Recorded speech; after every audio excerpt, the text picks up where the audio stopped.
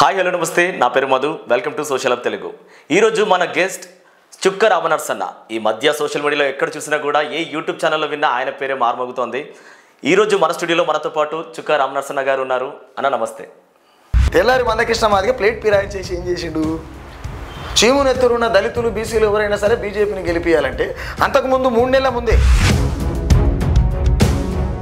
ప్రతి విషయం పైన స్పందించే చుక్క రామనర్సయ్య మొన్న కాంగ్రెస్ పార్టీ ఎంపీ ఎలక్షన్స్లో మాదిగలకు ఒక్క సీట్ కూడా ఇవ్వలేదన్న మరి మీరు దాని గురించి ఎందుకు స్పందించలేదు లాఠీచార్జ్ చేపించి కాళ్ళు ఇరగొచ్చి మనుషుల చావకొచ్చి మీ ఇళ్ళలో మీ పెళ్ళం పిల్లలు ఎవరన్నా చచ్చిరా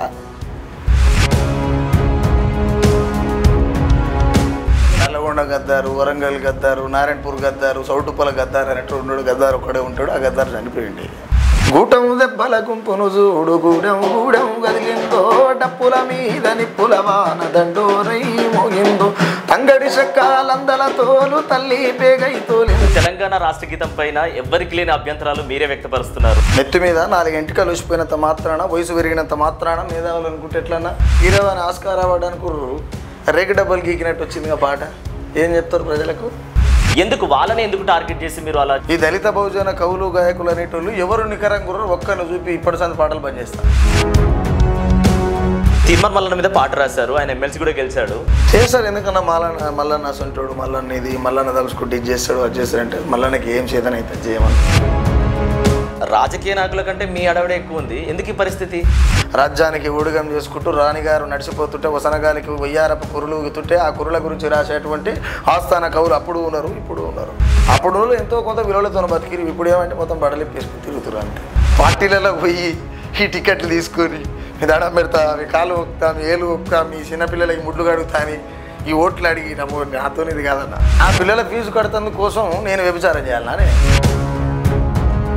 ఆయన హోదాని ఆయనే మర్చిపోయి నా కులం ఇంతే కదా నా బతికి ఇంతే కదా ఇవాళ దళిత సామాజిక వర్గం మావోడు కూడా గాడ ఉన్నాడు అనేటువంటి ఊహలో ఉన్నారు నువ్వు మావోనివి కాదనే విషయం మా వాళ్ళకి తెలియదు నాకు క్లారిటీ ఉంది నేల గుండె మగిలి పంట నేల రాలుతున్నది రైతు గుండె ఆగిపుడ విషదలు పట్టుతున్నది ఏమి పాలనో ఇదేమి పాలనో ఏనేటొల్ల సాగుగాను ఏమి పాలనో తెలంగాణ రైతు బతుకు ఎట్లా గడుసును ఏమి పాలనో ఇదేమి పాలనో ఏనేటొల్ల సాగుగాను ఏమి పాలనో తెలంగాణ రైతు బతుకు ఎట్లా గడుసును తెలంగాణ రైతు బతుకు ఎట్లా గడుసును తెలంగాణ రాష్ట్ర గీతం పైన ఎవ్వరికి లేని అభ్యంతరాలు మీరే వ్యక్తపరుస్తున్నారు ఎందుకు అంటే మీకే ఎందుకు అంత ఇబ్బందిగా ఉందన్న దాని గురించి ఎందుకంత మీరు కాంట్రవర్సీ క్రియేట్ చేస్తున్నారని అనిపిస్తుంది జనాలకి ఎందుకలా ఆవేదన ఎందుకు అనుకోవాలి బాధ్యత అనుకోవచ్చుగా బాధ్యత అనుకుని పని చేయాలి ఆవేదన అనేది ఉంటుంది పోతుంది బట్ బాధ్యత అనేది అంటే ఒక నావలాగా నడవాలి కాబట్టి నేను ఈ సమాజంలో పుట్టి ఒక అనగారిన మాదిగ కుటుంబంలో పుట్టి అనేకమైనటువంటి ఆ సందర్భాలలో దుఃఖాన్ని దిగమింగుకొని బతికినటువంటి కులాలలో మేము పుట్టినాం కాబట్టి ఖచ్చితంగా ఆ బాధ్యత మాకు ఉంటుంది ఆవేదన బాధ్యతగా ఫీల్ కావాలి అది దుఃఖమైన కావచ్చు లేకపోతే సంతోషమైన కావచ్చు ఏదైనా దాన్ని ఏమంటారు ఒక వే తీసుకుపోవాలి కదన్నా అన్న గత ప్రభుత్వం అందశ్రీని ఆయన పాటలకు గుర్తించలేదు ఆయనని అవమానించింది అప్పుడు మీరు ఎవరు మాట్లాడలేదన్న ఆయన గురించి మరి కాంగ్రెస్ ప్రభుత్వం వచ్చిన తర్వాత ఆయనను గుర్తించింది ఆయన శ్రమకు ఒక ఫలితాన్ని ఇద్దామని ఒక మంచి హోదాలో ఆయన ఉంచుతుంటే మీకెందుకన్నా అంత కడుపుమంట నెత్తి మీద బొచ్చు చూసిపోయినంత మాత్రాన మేధావులం అనుకుంటే తప్పు ఇది అందశ్రీకే చెప్తున్నా నెత్తి మీద 4 ఎంటికలు చూసిపోయినంత మాత్రాన వయసు పెరిగినంత మాత్రాన మేధావులు అనుకుంటే ఎట్లన్నా ఇవాళ ఈ 10 ఏళ్ల కాలంలో నిన్ను ఎవరైతే నీ అంత పోకడపోయినటువంటి కల్వకుంట్ల చంద్రశేఖరరావు ఉన్నాడో ఆయన మీరు గతంలో బాలసుబ్రహ్మణ్యంతో వాడిస్తేందుకు ఏం చేసిరు స్వరాష్ట్రమై తెలంగాణ స్వర్ణయుగం కావాలనేటువంటి పదం తీస్తే నేను పాడతాను బాలసుబ్రహ్మణ్యం అన్నాడు ఇది ఆయన ఒప్పుకున్న మాటే మరి అలాంటిది ఆ బాలసుబ్రహ్మణ్యం అడిగినప్పుడు నేను ఆ పదం తీయనని రిటర్న్ వచ్చినటువంటి అందశ్రీకి ఈరోజు ఎందుకు తీయాల్సి వచ్చింది దీనికి సమాధానం ఎవరు చెప్పాలన్నా కేసీఆర్ చెప్తాడా మరి లేకపోతే రేవంత్ రెడ్డి చెప్తాడా అందశ్రీ చెప్తాడా ఇది జనాలకు సమాధానం చెప్పాలి నాయకులకు కాదు ఇవాళ నువ్వు కాంగ్రెస్ పార్టీకి పోగానే మా రేవంత్ అని నీ ఎవరికి తెలియదు అందశ్రీ అన్న నువ్వు సమాజానికి ఎందుకు దూరం అయినావు నీ అహంకారం నీ ఇతండవాదం నీది అసలు వాదం నీది ఏ వాదం మనకేం తెలుసు ఇప్పుడు రామ్ నరసే ఉన్నాడు, ఆ పార్టీ ఈ పార్టీ అని ఏం లేదు, ఎవరిని పడతా అనే మాట్లాడతా. నేను ఎందుకు మాట్లాడతా, నేను ఎవరిని పడతా అని ఎందుకు మాట్లాడతా అంటే ప్రజల్ని ఎవడు మోసం చేసినా, ప్రజల్ని ఎవడు తప్పుతో నడిపేయాలనుకుని ప్రజలకు ఎవడు, అది పాట కావచ్చు, మాట కావచ్చు, పరిపాలన కావచ్చు, ఏదైనా కావచ్చు, ప్రజల్ని మభ్యపెట్టి ప్రజల్ని ఆగం చేసేటువంటి పరిస్థితి వచ్చినప్పుడు సుఖరామ్ నరసే ఖచ్చితంగా వాడతాడు. కాబట్టి నాకు ఒక ప్రజావాదం ఉన్నది. మరి మీకే వాదం ఉన్నది? ఆ వాదం కథ ఏందన్నా చెప్పాలి కదా వీళ్ళు. అన్న ఇంత చెప్తున్నారు కదా, మీరు అసలు రాష్ట్ర గీతాన్ని విన్నారా? అంటే నేను ఒక విషయం చెప్తా, అందశ్రీ రాష్ట్ర గీతం లేకపోతే సబ్బండ వర్గాల గీతం అనే మాట శుద్ధ తప్పు. ఎందుకు తప్పు అని అంటే, రాష్ట్ర గీతం అయినప్పుడు మారోజు వీరన్న కనపడాలల్లా ఉన్నాడా? రాష్ట్ర గీతం అనుకున్నప్పుడు బెల్లి లలితక్క కనపడాలి, ఉన్నదా? ఇట్లా చెప్పుకుంటూ పోతే చాలామంది ఉన్నారు పెద్దనా. తెలంగాణ ఉద్యమంలో మొన్న జరిగిందే ఉద్యమం అనుకుంటే ఎట్లనా? 60 ఏళ్ల సంధి స్టార్ట్ అయిన ఉద్యమం, తెలంగాణ రైతాంగ సాయుధ పోరాటంలో 5,000 మంది అమరవీరులు అయ్యారు, మళ్ళీ దేశంలో 1,200 మంది అయ్యారు. సాయుధ పోరాటం జరిగినప్పుడు ఎన్ని పాటలు రాసిండు అందశ్రీ అన్న. మేము చిన్నోళ్ళం, మేము పుట్టకపోయిండొచ్చు అప్పటికి. ఇప్పుడు పుట్టినాం, మేము కూడా మాట్లాడతాం, మేము కూడా సమాజంలో చదువుతున్నాం. ఆయన బుక్కులు చదవచ్చు, ఆయన శాస్త్రాలను చదవచ్చు. రామ్ నరసేకి ఏదైనా పుస్తకం ఉందంటే సమాజం అనే పుస్తకంలో పేజీలు తిప్పేస్తాడు. ఆయన సమాజాన్ని చదువుతాడు. కాబట్టి ఆయన, నేను ఒక రకంగా చెప్పాలంటే పాట ఇప్పుడు కీరవాణితోనే చేపియాలనుకున్నప్పుడు, జైబోలో తెలంగాణ సినిమాలో వందే మాత్రం సీనన్నతోని జైబోలో తెలంగాణ జనగర్జనలా జడివానా అనే పాట చేయించారు. ఆయనతో ఎందుకు పాడేయాల్సి వచ్చింది? మరి 2 కీరవాణి ఆస్కార్ అవార్డు అనుకుర్రు, రేగు డబ్బులు గీకినట్టు వచ్చింది ఆ పాట. ఏం చెప్తారు ప్రజలకు? 190% మంది అది సెకండరీ రికార్డింగ్ చేసింది బాగలేదని అంటారు కదా. అన్న మొదటి నుంచి చూసినట్లయితే ఇప్పుడిప్పుడే సమాజంలో ఆర్థికంగా నిలదొక్కుంటున్న కవులు, గాయకులపైన మీరు వాళ్ళ గురించి మాట్లాడడం కానీ, వాళ్ళ గురించి పాడడం కానీ చేస్తున్నారు. ఎందుకు వాళ్ళని ఎందుకు టార్గెట్ చేసి మీరు అలా చేస్తున్నారు చెప్పండి. సమాజంలో తల్లి 4 పిల్లలు కన్న తర్వాత పిల్ల తప్పు చేస్తే ఎవరిని అంటారు? తల్లి సుఖమైంది అయితే పిల్ల ఎందుకు చేసింది అంటారు. కానీ పిల్ల ఏం చేసిందో తల్లికి ఏం తెలియదు, కానీ తల్లిని నిందిస్తారు. బట్ ఇంకోటి, ఈ విషయాన్ని పక్కన పెడితే ఈ దళిత బహుజన కవులు, గాయకులు అనేటోళ్ళు ఎవరు నికరంగా గుర్రో ఒక్కరిని చూపి ఇప్పటి సంది పాటలు బంద్ చేస్తా, ఒక్కరిని చూపి ఏమని అడుగుతున్నా. ఇప్పుడు నేనేమంటా అంటే, వెనకట వీధి కళాకారులు ఉండే, మీకు తెలుసో తెలియదు, బట్ నేను కూడా చిన్నగా ఉన్నప్పుడు చూసినప్పుడు కనబడతలేరు వాళ్ళు. కాకపోతే ఇప్పుడు కొంతమంది మళ్ళీ కనబడతారు, అక్కడక్కడ కనబడతారు. వీధి కళాకారుల పాత్ర పోషించొద్దు కళాకారులు అనేటోళ్ళు. సమాజానికి వాళ్ళు అక్కరొచ్చేటట్టుగా ఉండాలి. సమాజంలో ముఖ్యంగా తెలంగాణలో పాట లేకపోతే ఈ తిరుగుబాటుకు ఊపిరి లేదు. ఒకప్పుడు పాటలు పాడేటోళ్ళు ఎవరు ఉన్నారే అంటే కమ్యూనిస్ట్ వాళ్ళు, లేకపోతే నక్సలైట్లలో, ప్రజానాట్య మండలిలో, అరుణోదయంలో ఇట్లా ఉండేది. ఇవాళ ప్రతి పార్టీకి పాటకాళ్ళు ఉంటారు. మరి పాటకాల పార్టీ ఏదైనా ఉందంటే ఎవరికి ఏ పార్టీ లేదు. వీళ్ళంతా ఎవరి కోసం పనిచేస్తున్నట్టు? ఇప్పుడు నేనేమంటా అంటే, నేను మొన్న ఒక వేదిక మీద అన్నా, మా అమ్మ రొమ్ముల మీద కొంగును గుంజే కొడుకులకు ఒత్తాసు పలికేందుకు నేను ఏమైనా మందికి పుట్టినా అంటే ఎవరికి పడతానికి పాడతానుకో అంటే నా గురించే చెప్తున్నా, నేను ఎవరైనా అంటలేరు, నా గురించే నేను చెప్తున్నా.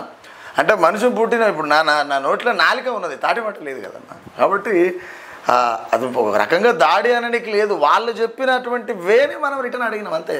మనం ఎందుకంటే వాళ్ళని అన్న నిన్న మొన్నటి దాకా సాదా సీదగా ఉన్న చుక్కా రామనరసయ్య అని మీరు ఈరోజు చూసినట్లయితే ఈ మధ్యకాలంలో 2 కార్లు 2 ఐఫోన్లు మెయింటైన్ చేసే స్థితికి వెళ్ళిపోయారు. ఇవన్నీ ఎలా వచ్చాయన్న మీకు? రామ్ నరసేకి 2 కార్లు ఉంటే అలాగే ఆ 2 తీసుకొని పోరు, ఇప్పుడే రాసిస్తా, లేకపోతే 2 కార్లు ఇప్పిరు. ఏంది ఫోన్ ఏముంది, ఫోన్ వాడడం ఏముంది, దానికి ఏముంది, మస్తు మంది ఇస్తారు. ఇప్పుడు 20 ఏళ్ల పాటల ప్రయాణంలో రామ్ నరసేకి పేరు వచ్చి మా ఇంట ఒక 6-7 ఏళ్ళు అవుతుంది అంతే. ఈ 6-7 ఏళ్ల కాలంలో ఎన్ని లక్షల మంది పరిచయం అయి ఉండొచ్చు నాకు. ఇప్పుడు నేను ఇంటికి వస్తేప్పుడు చిన్న ఫోన్ పట్టుకొని వచ్చింది అనుకో, నన్ను చూసిన తర్వాత ఏం చేస్తావు, రామ్ నరసన్న అసలు ఇంకో ఫోన్ ఉండకపోతే ఎట్టరా అని చెప్పి మనసు చెల్లిసి తీయకపోతే ఏం చేస్తావు, అందులో బాగానే ఫోన్ వస్తుంది, దానికి పెద్ద అదేం లేదన్న. ఇప్పుడు రేపు ఏంది 12 శనివారం రోజు ఫీజు కట్టాలి పిల్లల్ని, 3 పిల్లలకు ఫీజు కట్టాలి. వేరే 2 అన్నలకు ఫోన్ చేసి అన్న పిల్లలకు ఫీజు కట్టాలి. సర్లే మేము కడతాం, నువ్వు ఏం టెన్షన్ తీసుకోకంటే మీ ఇంటర్వ్యూ దాకా వచ్చినాడికి అన్న. అంటే అన్న ఆర్ఎస్ ప్రవీణ్ కుమార్ బీఎస్పీ నుండి బీఆర్ఎస్కి వెళ్ళినప్పుడు ఆయన మీద పాట రాశారు. తీన్మార్ మల్లన్న కూడా ఎమ్మెల్సీకి పోటీ చేసినప్పుడు ఆయన మీద పాట రాశారు, పాడారు కూడా, ఆయన మీద పాట రాసి పాడారు కూడా. సో మీరు ఇలా అందరినీ టార్గెట్ చేస్తూ అందరిని విమర్శిస్తూ పోతుంటే మీకు శత్రువులు పెరగట్లేదా? నేను అర్థమయ్యేటందుకు సుఖరామ్ నరసయ్య అనేటోడు నీకు అర్థమవుతుందుకు, రామ్ నరసయ్య నీకు అర్థమవుతుందుకు నేను ఏదో ఆశించి వచ్చినోడిని కాదు, నీకు అర్థం కాను. పోనీ నాతో నడుస్తేందుకు నేను నడిచేది పూరబాట కాదు. ఈ రాజ్యం నన్ను ఏకీభవించి మెచ్చి మెడల మీద వేసుకుంటేందుకు నేను రాజ్యం ఉంచుకున్న ఉంపుడు గత్తెను కాదు. నేను ఎట్లా అర్థమవుతాను కాను. నేను అర్థం కానటువంటి జీవనం సాగిస్తుంటే, ఎందుకంటే నాకు ఏ అవసరం కూడా లేదు నీతోని. అది రాజ్యమా వ్యక్తి అనుకుంటే నాకే అవసరం లేదు. ఎందుకు లేదు అని అంటే అంతకిదైతే ఊళ్ళోకి పోయి పీనిగల ముంగల 2 డప్పులు కొట్టినా బతుకుతా, ఆ క్లారిటీ ఉంది. బట్ పట్టోడు పిలిస్తే ఆడపాట వాడు, ఈ పాటోడు పిలిస్తే ఈడపాట వాడు, ఈ పాటోడు పిలిస్తే ఈడ డప్పు కొట్టుడు. నేనేమన్నా వీధి కళాకారుడు అన్న? నేను కాదు కదా అట్లా. నేను అసలు ఫస్ట్ ఆఫ్ ఆల్ నువ్వు కళాకారుడు బయట కూడా ఒప్పుకోను. నేను ఎందుకు ఒప్పుకోను అంటే పాట పాడే సందర్భం వచ్చినప్పుడు పాడుతున్నా, మాట్లాడవలసి వచ్చినప్పుడు మాట్లాడుతున్నా, ఏడుపు వచ్చినప్పుడు ఏడుస్తున్నా, అన్ని రకాల పని చేస్తున్నా కదా. కేవలం నేను మాదిగ కుటుంబంలో పుట్టినంత, దళిత కుటుంబంలో పుట్టినంత మాత్రాన వీళ్ళు కళాకారులను ముద్రేసి మేము ఎంటర్టైన్మెంట్ చేస్తాం అన్న. మా దళిత జాతులు ఏమన్నా అదే వేరే కులంలో పుట్టింటే రామనర్సే మేధామంటోళ్ళు, అవునా కదా? ఎందుకంటే ఇప్పుడు ఈ మధ్యకాలంలో 2-3 దొంగలు వచ్చారు. ఈ పాటకు ఈ శబ్దానికి వాళ్ళకి సంబంధమే లేదు. ఇలా వాళ్ళు లీడరు, వాళ్ళకంటే మాకంటే ముందు తరం నుంచి పాడుతున్నటువంటి మా దళిత బిడ్డ లీడరు. అంటే లెక్కలు చెప్పుకోవడం అయితే చాలా ఉన్నాయన్న. అన్న మీరు తీర్మాన్ మల్లన్న మీద పాట రాశారు, ఆయన ఎమ్మెల్సీ కూడా గెలిచాడు. ఫ్యాన్స్ దగ్గర నుంచి మీకు ఏం కాల్స్ రావట్లేదా? చేస్తారు. ఎందుకన్నా మల్లన్న సొంటోడు, మల్లన్న ఇది, మల్లన్న తలుచుకుంటే ఇది చేస్తాడు, అది చేస్తాడంటే మల్లన్నకి ఏం చేతనైతే చేయమని, మల్లన్నకు ఏం చేతనైతే చేయమని చెప్తా. ఎందుకు చేతనైతే చేయమంటున్నా అంటే నేను ఇప్పటికిప్పుడు చనిపోయినా ప్రజల కోసం పాట పాడి చచ్చిపోయింటానని గొప్ప పేరుతో చచ్చిపోతాను. నాకు ఆ క్లారిటీ ఉంది. ఏమైనా బ్లాక్మెయిల్ చేసి పైసలు తెచ్చుకోలే, కొన్ని కబ్జా చేసి కొన్ని భూమి గుంజుకోలే, కొన్ని కబ్జా చేసి లేదో నేను విలాసవంతమైనటువంటి జీవితాన్ని గడపలే. నా బతుకు నేనే బతుకుతున్నా కాబట్టి నాకు స్వేచ్ఛ ఉన్నది క్లారిటీగా. వాడెవడో చేస్తాడు, వీడెవడో చేస్తాడు అనుకుని ఇంకా మనం బతికేది ఎప్పుడన్నా, మనం బతికేది ఎప్పుడు చెప్తాం. ఈ మధ్య నల్లగొండ గద్దర్ని కూడా మీరు తిట్టారన్న, ఎందుకన్నా ఆయనను కూడా వదిలిపెట్టట్లే మీరు? నల్లగొండ గద్దారని మీరు ఒప్పుకుంటారా? అది నా వ్యక్తిగత అభిప్రాయం కాదన్న, ప్రజలైన అలా పిలుస్తున్నారు, అందులో మీకు వచ్చిన ఇబ్బంది ఏంది? నల్లగొండ గద్దారు, వరంగల్ గద్దారు, నారాయణపూర్ గద్దారు, సౌటుపల గద్దారు అనేట్టు ఉన్నాడు. గద్దారు ఒక్కడే ఉంటాడు, ఆ గద్దారు చనిపోయింది. గద్దారన్న అనేట ఆయన ఒక్కడే ఉంటాడు, ఆయన చనిపోయిండు. ఒకవేళ గద్దారన్న కూడా పుట్టుకతోనే వాళ్ళ అమ్మాయి పురుట్లో పెట్టే పేరు కాదన్న. వేలాది మంది రక్తం ఇక్కడ గారిపోతే, వేలాది మంది తుపాకులు పట్టుకొని అడవులలో పోతే, ఈ ప్రజాస్వామ్యంలో అప్రజాస్వామ్యంగా పరిపాలిస్తున్నటువంటి రాజ్యహింసపైని తుపాకులు మోసినటువంటి నెత్తురు నేలకి ఇంకితే, వాళ్ళు ఈ తెలంగాణ నేల కావచ్చు, ఈ దేశంలో నెత్తురుతోని మనం ఇంటికాడ ఏం చేసాం, ఎర్రమని తెలిసి అలుక్కుంటాం. కానీ నెత్తురుతోని నేల నలికినటువంటి అమరవీరుల త్యాగాల నుంచి, ఈయన రాసినటువంటి పాటల నుంచి గద్దర్ కూడా కాదు, గదర్ అనే ఒక బిడితో వచ్చింది ఆయనకు. అర్థమైందన్న? ప్రజల త్యాగాల నుంచి తుపాకీడ ఉన్నా కానీ పాట పాడిండు కాబట్టి ఆ తెగింపుకు వచ్చినటువంటి పేరు అది. ఎవడు పడతాడు పాటలు సావు పాటలు, సమర్థ పాటలు, 21 పాటలు, లంజమెండిల పాటలు పాడతారు, అందరూ గద్దరని పెట్టుకుంటే ఎట్లయితుందన్నా? అది అనేటోళ్ళకన్నా ఏమైనా ఉండాలిగా. సింపుల్గా ప్రజలన్నా కాబట్టి చెప్తున్నా. ఏ పార్టీకన్నా కార్యకర్తలు రా ఇప్పుడు? వెనకట కమ్యూనిస్టులు మీటింగ్ పెడితే ఉసుకపోస్తే రాలేకపోయేది, పైసలు ఇచ్చేది కదా, వాళ్ళే సది కట్టుకొని వచ్చేది. కానీ ఇప్పుడు ఏ పార్టీ కన్నా కార్యకర్తలు ఉన్నారా? అంతా అడ్డ మీద కూలీలే. నువ్వు ఇంట్లో నుంచి వచ్చినా కూలికి పోతాడు, ఎట్టయితే పోతాడు బతకనికి, అడ్డ మీద కూలీలే. జెండాలు మోస్తారు, జెండా కూలీలు ఉన్నారు తప్ప కార్యకర్తలు లేరు. ద సేమ్ టైం ఏమంటారు, మతి గత్తి తప్పితే ఒళ్ళు వండు పూసుకున్నట్టు ఎర్రితనం నెత్తి మీద కిరీటం ఎక్కువ చుట్టి ఎనడెరకైతుందిరా బడివే అని ఒక కవిత్వం రాశాను నేను. అదే ప్లాన్లో అసలు గద్దార్ యొక్క త్యాగం తెలియదు కాబట్టి కాసాల నర్సిరెడ్డిని గద్దార్ అని పిలుస్తారేమో. అది ఆయనకు ఉండాలి ఆ చిత్తశుద్ధి. అంత పెద్ద గొప్ప మహనీయుని పాటలు, ఆ పేరు, ఆ ప్రేరణ, ఆ త్యాగం, ఆ నక్సలైట్ల త్యాగ ఫలితం నేను ఎట్లా విలిపించుకోను అనేటువంటి ఇంకిత జ్ఞానం ఆయనకు ఉండాలన్న. ప్రజలు కామన్గా పిలుస్తారు, ఎందుకు పిలువరు? ఎవడైతే పిలిపించుకుంటాడో అతనికి ఉండాలి. ఇప్పుడు నేనున్నా, నన్ను ఏమంటారు, తెలంగాణ కళకూరని ఒక ఆయన అంటాడు, లేకపోతే ఎర్ర ఉపాలని ఒక ఆయన అంటాడు, లేకపోతే నువ్వు అదట్లా, నువ్వు ఇట్లా రకరకాలుగా అంటుంటారు. నేను చాలామందికి ఒకటే చెప్తాను, నేను తెలంగాణ కరకూరి కాదు, ఎర్ర ఉపాలని అసలు కాదు. ఎందుకు గాను అంటే వాళ్ళు ముళ్ళ కంపను ఎత్తుకొని మోసిరు, నేను ఆ ముళ్ళ కంపను మోయలేను. ఒక మాటలు చెప్పాలంటే అమాయకమైనటువంటి స్థితిలో, ఎవరు లేనటువంటి స్థితిలో ఒంటరి చనిపోయిండు కలేకూరన్న. నా సమాజం, నా దళితవాడ, నా బహుజనవాద, సేమ్ ఎర్ర ఉపాలన్న. వాళ్ళలాగా నేను ఏమంటారు, కుటుంబం ఏమైపోయినా పర్వాలేదు అనుకొని బతికేటువంటి మనిషి అయితే కాదు రామనరసింహ. నేను అన్ని రకాల పనులు వచ్చినోడు రామనరసింహ, ఏ పని చేసినా బతుకుతాను. ద సేమ్ టైం ఏమంటే పిలిపించుకునేటోనికి ఉండాలన్న చిత్తశుద్ధి. అన్న ఇప్పటి వరకు ఏ రాజకీయ పార్టీ మిమ్మల్ని పిలిచి పాట రాయమని అడగలేదా? ఫస్ట్ నాకు కాడికి రారు.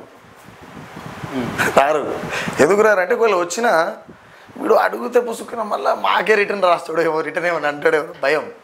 ఇప్పుడు మొన్న ఎలక్షన్లో కాంగ్రెస్ పార్టీ కావచ్చు, బీఆర్ఎస్ పార్టీ కావచ్చు, బీజేపీ పార్టీ కావచ్చు, ఇట్లా చాలామంది అడిగారు. ఇప్పుడు ఆంధ్రలో విన్ అయినటువంటి చంద్రబాబు కావచ్చు, చాలామంది నీకు ఏం కావాలో చెప్పన్నోళ్ళే.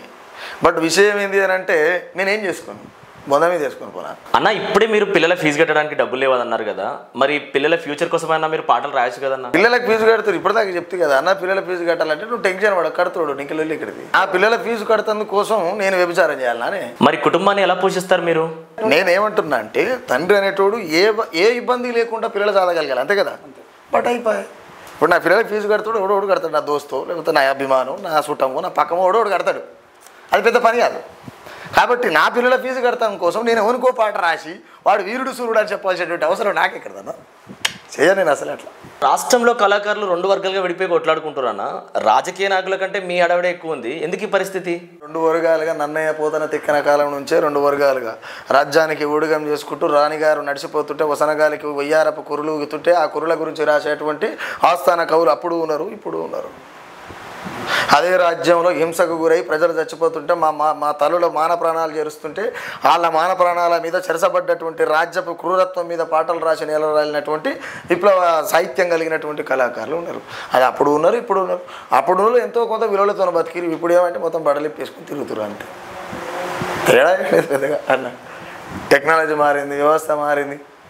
ఇలా 7వ తరగతి చదువుకున్న రామనరసయ్య హైదరాబాద్కి వచ్చి కూర్చొని మాట్లాడగలుగుతుందంటే ఎంతో కొంత భావ ప్రకటన స్వేచ్ఛ కలిగినటువంటి భారత రాజ్యాంగం ఉంది కాబట్టి మాట్లాడగలుగుతున్నా. నిజంగానే బాబాసాహెబ్ అంబేద్కర్ రాజ్యాంగంలో ఈ హక్కులు ఇవన్నీ ఇటు పొందుపరచకపోతే రామనరసయ్య ఎవడు?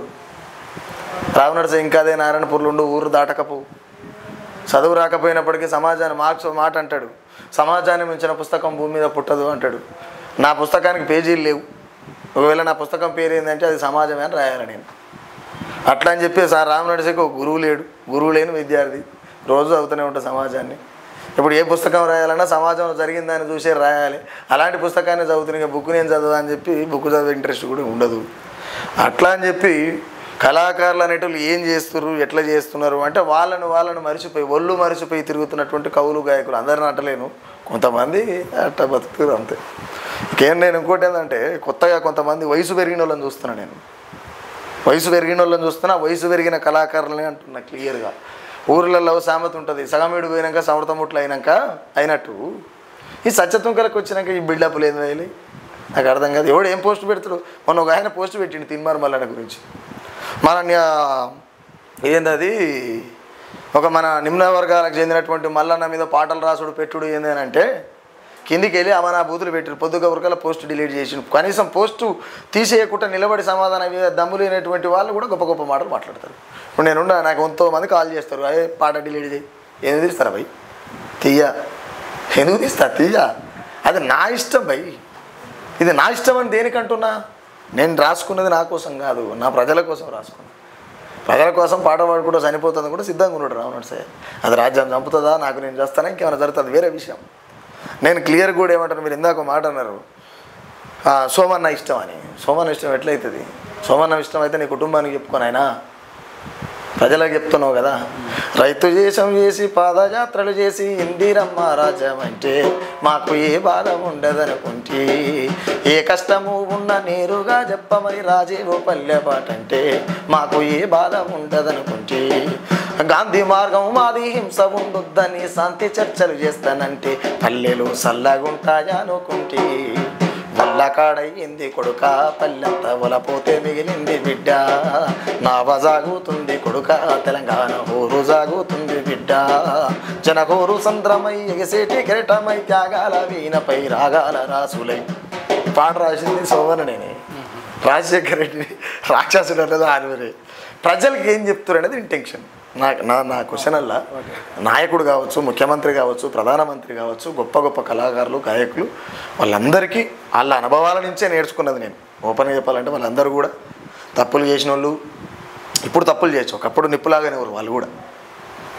వాళ్ళ వాళ్ళు నిప్పులాగా బతికినటువంటి బతుకును మమ్మల్ని ప్రేరేపించింది కాబట్టి ఇట్లా రాయవలసి వచ్చింది. గద్దారన్న పిలిచి అడిగితే కూడా బతుకున్నప్పుడే అడిగిన, చనిపోయినాక మాట్లాడొద్దు. ఆయన పిలిచి అడిగితే కూడా ఏమరా ప్రపంచానికి నేను ప్రశ్న అయితే నువ్వు నాకు ప్రశ్న అయినవు అన్నాడు. నేను సింగిల్ డైలాగ్ చెప్పిన, నాకు అన్న ప్రశ్న నాది కాదు, అది నీదే. ఈ పాట విషయానికి వస్తే నువ్వు గంటే పుట్టిన వాళ్ళమే తెలంగాణలో అన్నా. ఏమనలే, నవ్వి భుజం మీద 2 దెబ్బలు కొట్టి నిలబడతావు పోరా అన్నాడు. మరి ఆయనకి ఏమనిపించిందో తెలియదు. నిలబడతావు పోరా అన్నాడు. కామన్గా వెళ్ళి వచ్చిన నేను ఆడికెళ్ళి. అంటే సహజంగానే మరి ప్రతి మనిషిలో రెవల్యూషన్ ఉంటుంది. ప్రతి మనిషిలో రెవల్యూషన్ ఉంటుంది. కొంతమందికి సావదచ్చిపోయి ఉంటుంది, కొంతమందికి సచ్చినా సరే బతకాలని కొంతమంది ఉంటుంది. నేను 2వ రకం. ఇప్పుడు చచ్చిపోయినా రేపు బతకాలనుకుంటా. అదే 4 కాడికి పోయి పైసలు తీసుకుంటే ఏముంటుందన్న. డబ్బు అనేది అవసరమే. బట్ ఇందాక నేను క్లియర్గా చెప్పిన, నా పిల్లలు బతకడం కోసం నేను వ్యభిచారం చేయవలసినటువంటి అవసరం నాకు లేదు. క్లియర్. ఇప్పుడు నన్ను జాదాలనుకుంటే చాలామంది ఎవరు నువ్వేవా వేరేవంటే ఎందుకేమన్నా బరాబర్ తీసుకొని పోతా. ఎందుకు తీసుకొని పోతా అంటే నేను పాడుతున్నటువంటి పట్ట నా కోసం అయితే అడుగా అవసరమైతే ప్రజల కాడికి పోయి నేను బతకలేనటువంటి పరిస్థితి వస్తే, నా పిల్లలు జాదలేనటువంటి స్థితికి నేను వస్తే జోలే పట్టుకుని నేను కొట్టే డప్పుని ఉల్టేసుకొని తెలంగాణ రాష్ట్రం అంతా నా పాటను ఎంతమంత అయితే ఇష్టపడతారో అలా కాడు ఇంటి ముంగల పోయి అడక తినైనా బతుకుతా. కానీ మన కాళ్ళు అయితే రామనరసే మొక్కాడు. ఎందుకు అని అంటే రామనరసే 3.5-4 కోట్ల జనాభా ఉంది తెలంగాణలో. మనిషికో చారాన్ని ఇచ్చిన రామనరసే కోటీశ్వరుడే కదనే. ఇంకా అది లేని ఎట్లా అన్న.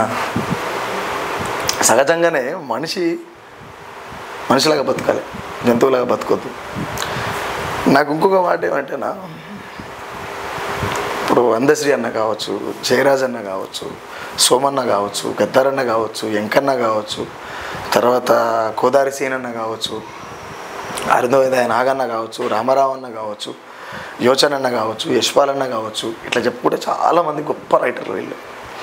మాకు తెలవకుంటేనే వాళ్ళ రాతలు వాళ్ళ గాథలు మా చెవులల్లోకి పోయి మా మెదళ్ళకి ఎక్కితే ఇవాళ తప్పులు జరుగుతున్నటువంటి సందర్భంలో ఆ చెవులల్లో పోయి మెదళ్ళకి ఎక్కినటువంటి సబ్జెక్ట్ ఏదైతుందో అది రిటర్న్గా ఉత్పత్తి అవుతుందిగా, వాళ్ళ వారసులు ఉత్పత్తి అవుతుంది కదా. ఆ ఉత్పత్తిలో భాగంగానే పుట్టుకొచ్చినటువంటి ప్రశ్నలు. రావణుడిసి కొత్తగా ఏం రాసుకురాలి, కొత్తగా ఏం చెప్పాలి, అంతే కదా అన్న. మీరు అందరిపైన ఇన్ని విమర్శలు చేస్తున్నారు, మీరు రాజకీయాల్లోకి రావడానికేనా ఇవన్నీ? రాజకీయాలు అనేది నాకు గిట్టని పదం. ఎందుకనంటే మనం ఏమంటారు, మడుగులో రాయిస్తే ఖచ్చితంగా మీద పడుతుంది. బట్ అదేం జరుగుతుందో చూద్దాం. అంటే మీరు జీవితాంతం రాజకీయాల్లోకి రారా? జీవితాంతం అనేది అంటే నా ఇప్పుడు ఒక సెకండ్ తర్వాత ఏం జరుగుతుందో కూడా చెప్పలేము. కాబట్టి జీవితాంతం అనేది నేనంటే చెప్తాను. కాలక్రమం ఏం జరుగుతుందో దాన్ని చూడాలి అంతే. బట్ పార్టీలలో పోయి ఈ టికెట్లు తీసుకొని మీ దండం పెడతా, మీ కాలు ఒక్తా, మీ ఏలు ఒక్క, మీ చిన్నపిల్లలకి ముడ్లు కడుగుతా అని ఈ ఓట్లు అడిగి నాతో ఇది కాదన్న. మాదిగల ఆత్మీయ సమ్మేళనం పేరిట సికింద్రాబాద్ పరేడ్ గ్రౌండ్లో మన మందకృష్ణ మాదిగ్ గారు బహిరంగ సభ పెట్టారన్న. దానికి చీఫ్ గెస్ట్గా మన ప్రధానమంత్రి మోదీ గారు కూడా వచ్చారు. అండ్ మీరు కూడా దాంట్లో పాట పాడారు ఆ రోజు. మళ్ళీ తెల్లారి మీరు ప్రెస్ మీట్ పెట్టి మందకృష్ణ మాదిగ్ గారిని తిట్టారు. మీకు ముందే తెలియదన్న ఆయన బీజేపీకి సపోర్ట్ చేస్తున్నాడని? నేనేమంటా అంటారా, మందకృష్ణ పాదయాత్ర చేసినప్పుడు నేనే పోయింది. ఎందుకంటే నా జాతి కోసం జరుగుతున్నటువంటి ఉద్యమం కాబట్టి ఖచ్చితంగా పోతాను. కానీ ఈ జాతికి సమస్య రావడానికి కారణమైనటువంటిది, ఈ జాతిని మనుషుల లెక్క చూడనటువంటి దానికి కారణమైనటువంటిది ఒక బ్రాహ్మణీయ భావాచారం కలిగినటువంటి బీజేపీకి మాదిగలని ఓట్లు ఏమనడం ఇంతవరకు కరెక్ట్గా? నీ వర్గీకరణ చేసుకో. ఎవరు దన్నారు సందర్భం. రామనరసయ్య అనేటోడు ప్రజలకు పనిచేసేటోడు. ప్రజలకు పనిచేసే సందర్భంలో నా పిల్లలు నేను చూసుకోవాలనేటువంటి బాధ్యత కూడా ఉంటుందిగా. ద సేమ్ టైం నా కుల ఉద్యమం జరుగుతుంది, అంటే వర్గీకరణ ఉద్యమం జరుగుతుంది కాబట్టి నేను పోవాలి, నా బాధ్యత అది. రెండోటి, పెరేడ్ గ్రౌండ్లో జరిగినటువంటి సభకు నరేంద్ర మోడీ ఎట్లయితే వచ్చిండో ఆయన పిఎం ఆ ప్లేస్లో ఎవరున్నా రావాలి. ఇప్పుడు పిలిచే అర్హత మాకున్నది, వచ్చే బాధ్యత ఆయనకున్నది, వచ్చింది పట్టాలి అంతే. కాకపోతే వర్గీకరణ జరగవలసినటువంటి సందర్భం మాత్రమే మాట్లాడాలి. తెల్లారి మందకృష్ణ మాదిగా ప్లేట్ పిరాయించేసి ఏం చేసిండు? చీమునెత్తురున్న దళితులు బీసీలు ఎవరైనా సరే బీజేపీని గెలిపించాలంటే అంతకుముందు 3 నెలల ముందే బీజేపీని పొందబెట్టాలనేది మందకృష్ణ మాదిగా. ఈ క్వశ్చన్ మీరు మందకృష్ణ అడగాలి. మందకృష్ణ మాదిగా గత 2-3 సంవత్సరాల నుంచి బీజేపీ పార్టీతోనే ప్రయాణం చేస్తున్నాడన్న. ఏబిసిడి వర్గీకరణ అనేది బీజేపీ పార్టీతోనే అవుతుందని ఆయన నమ్మకం కాబట్టి దాంతోనే వెళ్తున్నాడు. సో మీకు తెలియదన్న దీని గురించి? నేను క్వశ్చన్ చెప్తాను. నేను ఆ వేదిక మీద పోయి కూడా నేను క్లియర్గా ఏం చెప్పినంటే ఒక కులానికో ఒక మతానికో పాడేటోడు కాదు రామనరసయ్య. మీరు మళ్ళీ ఒకసారి ఆ వీడియో ఓపెన్ చేసి చూడండి, మీకు క్లారిటీ వస్తుంది. 7 కాడికి బట్టలు ఇప్పి ఇట్లా జింపొచ్చినాడు ఆ వేదిక మీద. లక్షల మంది ఉన్న వేదిక మీద బట్టలు చింపి ఆరేసి వచ్చిన. అక్కడ ఉన్నటువంటి ఏమంటారు ఎంఆర్పిఎస్ ఉద్యమ కళాకారులు అక్కడ ఉన్న వాళ్ళు కూడా మైక్ తీసుకురు ఆడికెళ్ళి మాట్లాడుతుంటే నేను బీజేపీ చెయ్యాను లేదా మోడీ చెయ్యాను అంటుంది కాదు కదన్నా. గుత్తిక మీద ఇట్లా పనికత్తి తీసుకొచ్చి పెట్టినా బీజేపీకి చేయన్నాడు రామనాథ్ సార్. ఏ పార్టీకి అన్నాడు, అదని కాదు, ఏ పార్టీకి అన్నాడు. ఆ మాగస్ మీటింగ్కి ఆయన వచ్చిండు, ఆయన మీటింగ్కి మేము పోలేదట. క్వశ్చన్ ఉల్టా అడుగుతారు మీరు. మా మీటింగ్కి ఆయన వచ్చిండు. ఇక్కడ పార్టీలు పక్కన పెడితే ప్రైమ్ మినిస్టర్, నాకు కూడా ప్రైమ్ మినిస్టరే, బీజేపీ ఇంకేదా అనుకున్నా, నాకు కూడా ప్రైమ్ మినిస్టరే కదా, నేను కూడా భారతీయుడే కదా, భారతదేశంలో పుట్టినే కదా. బట్ నా వేదిక మీదకి నువ్వు వచ్చిన అక్కడికి వచ్చిన తర్వాత మందకృష్ణ అన్న వర్గీకరణ కోసం మాట్లాడిచ్చి అది వెళ్ళిపోతే క్లారిటీ బాగుంది. కానీ తెల్లారి నువ్వు బీజేపీకి ఓట్లు ఏమనడం ఎక్కడిది?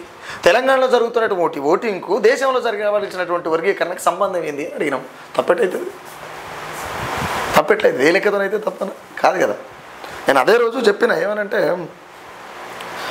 అయింది గూటం దెబ్బల గుంపును చూడు, గూడెం గదిలిందో, డప్పుల మీద నిప్పుల వాన దండోరై మోగిందో, తంగడి చెక్కాలందల తోలు తల్లి పేగై తోలిందో, అరెగూటం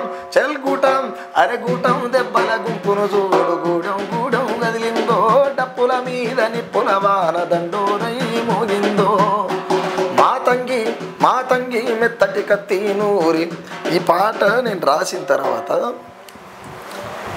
సతికిల పడుతున్నటువంటి ఉద్యమం తారాస్థాయికి వచ్చింది. ఆయన చేస్తున్నటువంటి పాదయాత్ర మేము ఎంత ఊపుతోనైతే దాన్ని పట్టుకొని పోయినాం. తీరపోయిన తర్వాత బీజేపీ కోట్లు ఏమంటే ఎత్తామన్నా నాకు అర్థం కాదు.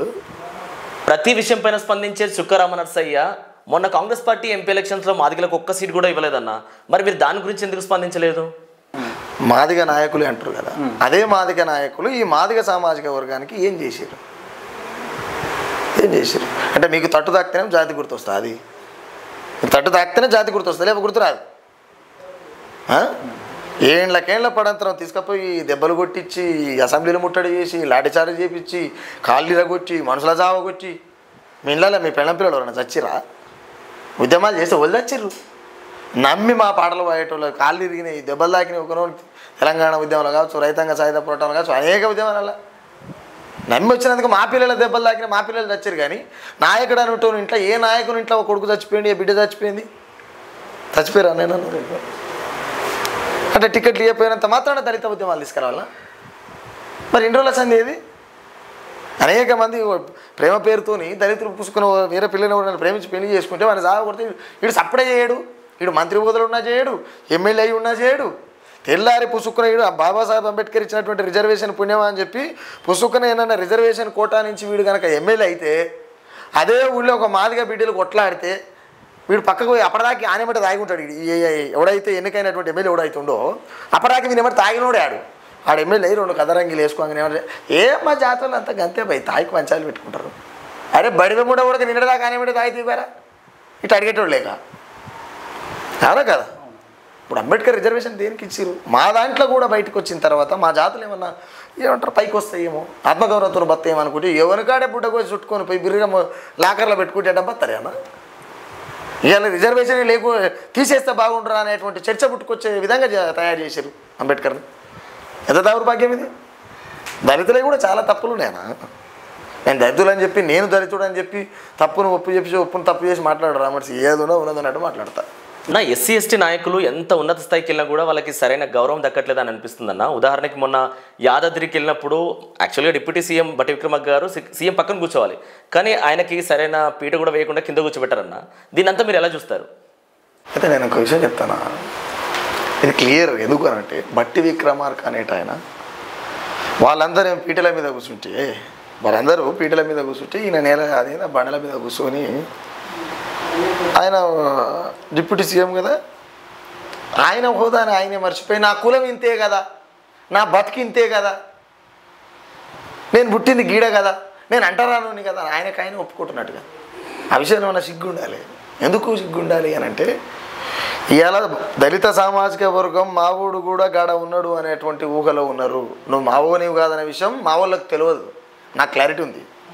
నువ్వు మావోనివి కాదనే విషయం మాకు క్లారిటీ ఉంది. ఎందుకు అని అంటే, ఎందుకు నాకు క్లారిటీ ఉంది అని అంటే, తెల్లారి ఈయన ఏమంటారు, ఈయన మళ్ళీ ఎక్స్ప్లెయిన్ చేస్తారు, ఆడ చైర్స్ లేవు నేనే కావాలని కూర్చున్నా. ఆ మాట ఏంటి? అందుకు ఏమైనా ఉండాలి? 5 ఏళ్లతో తింటున్నాగా ఒక డిప్యూటీ సీఎంకు ఉండదానా? రాష్ట్రానికి డిప్యూటీ సీఎం, డిప్యూటీ సీఎం చేరుండదా?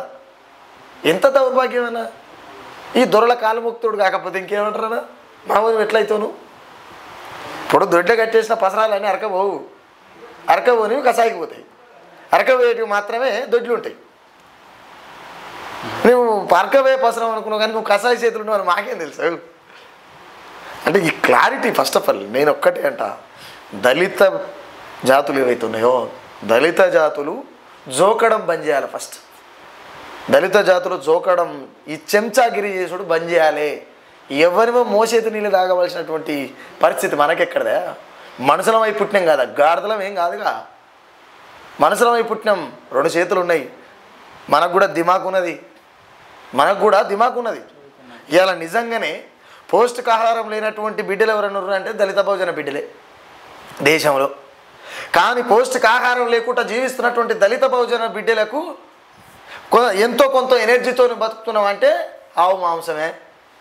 ఆ ఆవు మాంసమే మా బతుకులకు, మా జీవితాలకు ఎనర్జీ పోయి. అలాంటి అంత పెద్ద ఎనర్జీ కలిగినటువంటి ఆ ఫుడ్ తీసుకొని ఉంటుండ్రు కదా, ఎంత కొంత లేదా? ఏమైంది? దమ్ము ధైర్యం దచ్చినాడి. ప్రశ్నించలేనప్పుడు ఇంటికాడ కూర్చోవాలి, లోపటర్లా కూర్చోవాలి. బయటకు వచ్చి నాకు ఈడయింది ఆడైందని చెప్పనీకి లేదు. ఇప్పుడు అదంతా ఎందుకన్నా? సాకల ఐలమ్మ అమ్మనేగా, రాణి రుద్రమ్మ, పూలందేవి, సావిత్రిబాయి పూలే, ఇట్లా చెప్పుకుంటూ పోతే చాలామంది, సమ్మక్క సారక్క, అందరు ఆడతాళ్ళులే కదా, మన అమ్మలే కదా. మన అమ్మలకే అంత వీరత్వం, అంత పౌరుషం ఉన్నది. మానవ సమాజంలో పురుష జాతితో ఈక్వల్గా ఉద్యమాలలో పాల్గొని ప్రాణాలు పోగొట్టుకున్న వాళ్ళు. మనం మొగోళ్ళమైకి పెట్టి ముడతాలు పట్టుకొని మొగోళ్ళమని తొడలు కొడితే సరిపోతుందా? మొగోళ్ళమని ముడతాలు కట్టుకొని తొడలు కొట్టుడు కాదు. ఏమంటున్నా, మళ్ళీ కూడా అంటున్నా, మొగోళ్ళం అని చెప్పి ముడతాలు కట్టుకున్నంత మాత్రాన మొగోళ్ళం ఏం కాదు, తొడలు కొడితే సరిపోదు, మిసాలు తిప్పితే సరిపోదు. మన బతుకులో మింగేటోని కుతికలు పట్టుకోరి ఇంకెన్ని రోజులు కొడతారు డప్పులు? కొట్టేకాడికి చాలు, మనం దస్త కొట్టుకుందాం డప్పులు. ఈ సమాజంలో నైతిక విలువలు లేనటువంటి పనులు ఎందుకు చేయాలంటే నేను. కాబట్టి దళిత జాతులు ఆత్మగౌరవంతో బతకాలంటే ఇది బంద్ చేయాలి, ఆత్మగౌరవంతో బతకాలంటే ఇది బంద్ చేయాలి, ఇది జోకుడు బంద్ చేయాలి. అంబేద్కర్ నువ్వు ఏ వాడకన్నా ఇట్టనే ఉంటాడు ఆయన, ఇటు ఎదుర్కొంటాడు. నువ్వు ప్రశ్నించే విధంగా బతకాలి అంటే నువ్వు గెట్టన్ అయి ఉండాలి. ఆర్థికపరమైనటువంటి సోర్స్ చూసుకోవాలి. మన జాతి బిడ్డలందరూ కూడా ఇప్పటిదాకా నడిపినటువంటి దళిత ఉద్యమకారులు ఎవరైనా సరే వాళ్ళ ఆర్థిక వ్యవస్థని బలం చేసుకోరు తప్పితే ఈ కింది స్థాయిలో ఉన్నటువంటి దళిత సామాజిక వర్గాల కులాలు ఏవైతే ఉన్నాయో ఆ బిడ్డలకు ఒక్కరిని కూడా ఆర్థికపరమైనటువంటి సోర్స్ కలిపేలే. అందుకే వాడు నిలబడలేకపోయిండు, వాడు అడక తింటుండు, జోకుతుండు, ఇంకేమైనా చేస్తుండు. మన బిడ్డలకు, దళిత బహుజన బిడ్డలకు ఆర్థికపరమైనటువంటి రాజకీయాన్ని నేర్పాలి. ఉద్యమాలు కాదు నేర్పవలసింది. ఇవాళ రామనరసే ఉద్యమం చేయమని చెప్తలేడు. చైతన్యం గండి గల్లా పట్టుకోరు. అది గరిబోళ్ళమని చెప్పి ఇట్లా చెప్పులు చేతిలో పట్టుకొని తువాల సంకలు పెట్టుకొని బాంచన్ని కాలు 30 రోజులు అరవైవి. నాకు అర్థం కాదు. ఈ అడక తినుడేంది? అడక తినొచ్చు, తప్పులేదు, అడక తింటే తప్పు లేదు. అడక తినడం అంటే దాంట్లో కూడా రకాలు ఉంటాయి. నిజాయితీ నువ్వు ఇంటికాడికి పోయి అమ్మా నాకు పోలేదని పెట్టి అడక తిని తప్పు లేదు. కానీ నువ్వు బతకడం కోసం ఇంకొని గొప్పోడు అని చెప్పి అడక తినడం తప్పు. అవునా కదా? నువ్వు బతకడం కోసం వాడిని లంగని తీసుకొచ్చి గొప్పోడు అని చూపించి నువ్వు వానికాడ జోకి వానికాడ అడక తినడం తప్పు. ఇప్పుడు నేనున్న రామనడిసే గతి లేదు, నేను పోయి అడుకొని తింటా. ఏమైనా అడుకొని తింటా? ప్రజలను అడుకొని తింటా. ఆడు ఎంత గతి లేనివాడైనా సరే ఆడు తింటూ నువ్వు ముద్ద తింటుంటారు కింద పడ్డదా నీరని ఆయన అడుకొని తింటా. ఎందుకంటే నాకు గతి లేదు, వాడు గొప్పవాడు అని చెప్పలేను. ఆయన నాకు ఈ పూట బో పెట్టిన ఓకే రైట్ అని వెళ్ళిపోతా అంతే. రాజకీయ నాయకులు చూక్కుంటా, దొరలకు చూక్కుంటా, ఇప్పటికీ ఊర్లలో నాకు విచిత్రమైన బాధ ఏంది అని అంటే మా ఊర్లో అట్లుండరే దళితులు, మాదిగోళ్ళు మా ఊళ్ళో అట్లుండరు. ఎందుకంటే మా ప్రాంతం అంతా నక్సలైట్ల ప్రాంతం. మేము ఆడ దొర ఊపడ్డా కానీ ఏమ్రా పటేల్ అంటాం. ఏమ్రా పటేల్ అంటాం. ఎందుకు అని అంటాం అంటే మా నేపథ్యం అట్లుంది. వాళ్ళు కూడా రిసీవ్ చేసుకుంటారు మమ్మల్ని, కక్కేసిన అట్లుంటాం మేము. కానీ కొన్ని ప్రాంతాలకు పోతే వీడి నెత్తిన వాళ్ళు తీసి సంకలు పెట్టుకుంటాడు, చెప్పులు చేతిలో పట్టుకుంటాడు. ఇది ఏంది భయ్? మన అయ్యలు అట్నే బతికిరు, మనం అట్నే బతికితే ఎట్లా? సత్యకాడ మనం ఉన్నాం, సంపెకాడ మనమే ఉన్నాం, శాసించకాడ మాత్రం ఇంకోటి ఉండరా నాయన. ఈ ముచ్చట మాకంటే ముందు తరాల 30 ఏళ్ళ ముందు పుట్టినటువంటి ఉద్యమ నాయకులు ఎవరైతుర్రో ఈ పెద్ద మనుషులు మాకు చెప్పక, మా జాతులను చైతన్యం చేయక, ఉద్యమ చైతన్యం కాదు చేయవలసింది ఆర్థికపరమైనటువంటి చైతన్యం కలగాలి సమాజంలో. ఆర్థికపరమైనటువంటి సమాజం కలిగినప్పుడే మన జాతులు అసెంబ్లీకి పోతాయి, పార్లమెంటుకు పోతాయి, శాసనాలు చేసేటువంటి ప్లేస్లో కూర్చోగలుగుతారు. కాబట్టి నేను దళిత నాయకులకు కావచ్చు, ఈ బహుజన ఉద్యమ నాయకులకు నేను ఒకటి ఏం చెప్తా అంటే, నీతికి జాతితోని పని లేదు, నీతికి జాతితోని పని లేదు. నువ్వు నీతిగా ఉండాలంటే ఎన్నైనా ఉండొచ్చు, తప్పలేదు. కానీ దళిత కులాలు, బహుజన కులాలు అన్నిటివి ఆర్థికపరమైనటువంటి రాజకీయం చేయాలి, అడక తినేటువంటి రాజకీయం చేయదు. ఇంకొకటి, కొన్ని దళిత ఉద్యమాలు వచ్చిన తర్వాత తెల్ల బట్టలు వేసుకొని అఫీషియల్గా అడక తినడం నేర్చుకోరు మనల్ని. తెల్ల బట్టలు వేసుకొని ఇవాళ ఫలానా కుల సంఘం అంటే వాళ్ళు భయంతో తలుపులు వేసుకునే పరిస్థితికి తీసుకొచ్చిరే, అంత బెగ్గర్స్గా తయారయ్యింది. రామ్నర్స్ అన్న, చివరిగా మా ప్రేక్షకుల కోసం ఒక మంచి పాట. నేల గుండె పగిలి పంట నేల రాలుతున్నది, రైతు గుండె ఆగి పుడమి సెదలు పట్టుతున్నది. నేల గుండె పగిలి పంట నేల రాలుతున్నది, రైతు గుండె ఆగి పుడమి సెదలు పట్టుతున్నది. ఏమి పాలనో ఇదేమి పాలనో, ఏనేటొల్ల సాగుగాను ఏమి పాలనో, తెలంగాణ రైతు బతుకు ఎట్లా గడుసును. ఏమి పాలనో ఇదేమి పాలనో, ఏనేటొల్ల సాగుగాను ఏమి పాలనో, తెలంగాణ రైతు బతుకు ఎట్లా గడుసును, తెలంగాణ రైతు బతుకు ఎట్లా గడుసును. నేటి తరం అనే కొత్త యూట్యూబ్ ఛానల్ వస్తుంది, పాట తొందరలో ఇస్తా అన్న. Thank you so much. Thank you పెద్దన్న. ఇది ఈరోజు చుక్కారామ నరసింహతో స్పెషల్ ఇంటర్వ్యూ. మరొక ఇంటర్వ్యూతో మళ్ళీ కలుద్దాం. Thank you.